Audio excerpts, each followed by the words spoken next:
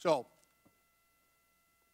Mr. Cohen, Sir. first of all, thank you for voluntarily coming before the committee to testify. I'm going to talk about a low point.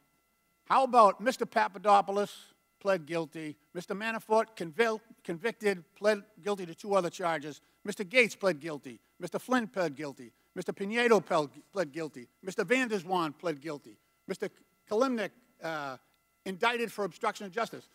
And for 2 years, you want to talk about an agenda, my friends on the other side of the aisle refused to bring any of these people up before the committee.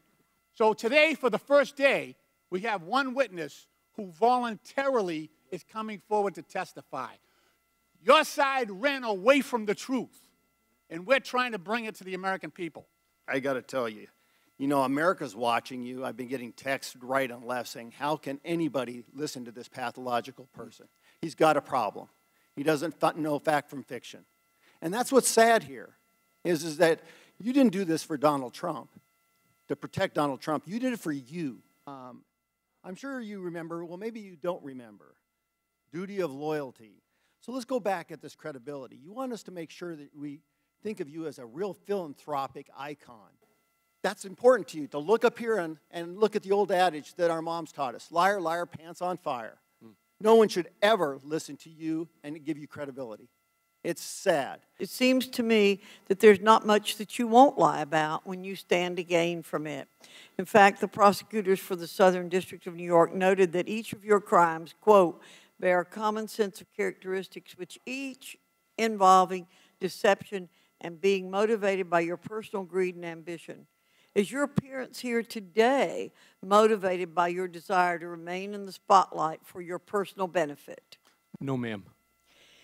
You have sought out ways to rehabilitate your image, from tax evader, bank swindler, and all-around liar to an honorable, truthful man by appearing before cable news.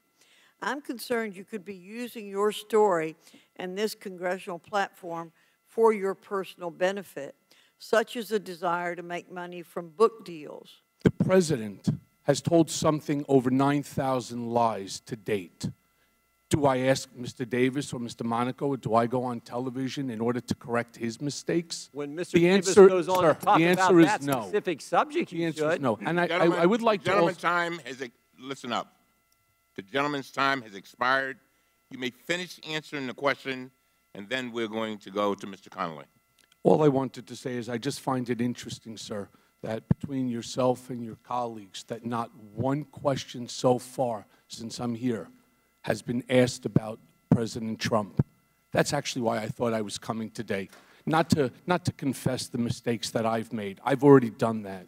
And I'll do it again every time you ask me about taxes or mistakes. Yes, I made my mistakes. I'll say it now again.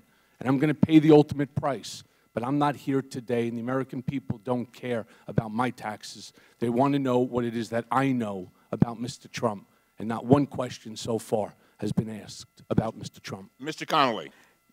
Is there any other wrongdoing or illegal act that you are aware of regarding Donald Trump that we haven't yet discussed today? Yes, and again, those are part of the investigation that's currently being looked at by the Southern District of New York. Wanted. Does a lawyer have a duty to provide his client with good legal advice?